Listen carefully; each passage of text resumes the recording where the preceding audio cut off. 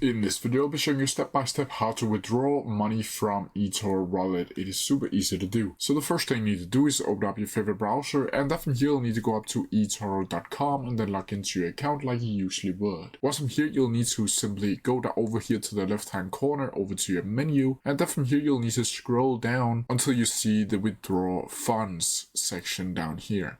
Now from here you'll simply need to click on it like so.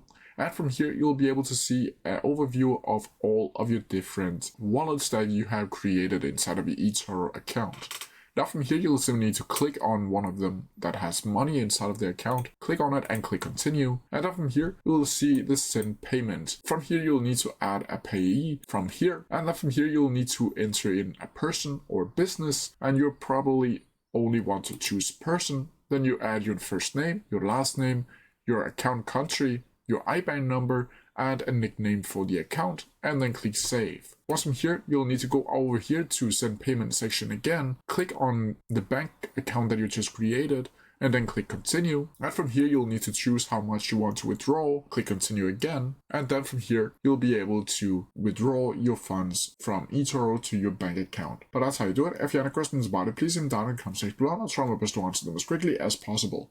See ya!